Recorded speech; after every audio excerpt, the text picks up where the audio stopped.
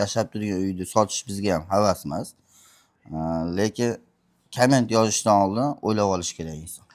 Akamiz yoniga biz tashrif buyurdik. Bu uyimizni oldin reklamaga joylaganmiz va reklamada negativlar ko'payib ketgani uchun akamiz bizdan ozgina xafa bo'lgandi. Lekin hozir qaytadan reklama joylashga qaror qildik. O'zlari bizni telefon qilib chaqirdi. Shu aka negativ yozganlarga qanaqa fikr bildirasiz? To'g'risi meni fikrim juda yomon. Endi buni kamerada so'kib aytolmayman, gapni ochig'i.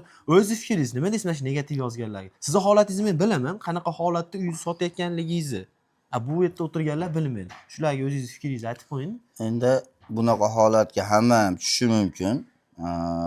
Bu uyda o'tiradigan holatdagi yashab turgan uyni sotish bizga ham havas emas.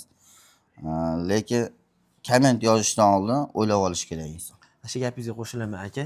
Uyimiz haqida ma'lumotlarni aytib o'tadigan bo'lsam, biz birinchi reklama qo'yganimizda devor urilmaganda akamiz уже devorlarni urib tayyor qilib qo'yibdi.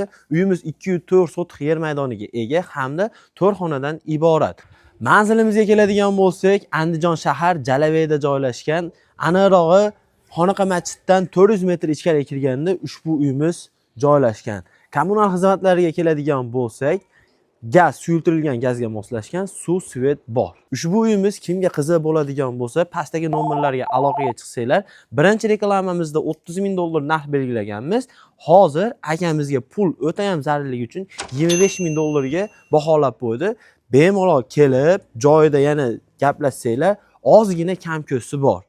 Uy qidirib yurgan tanishlarga ushbu video jo'natib qo'yinglar hamda Qadamjoy sahifasiga obuna bo'linglar.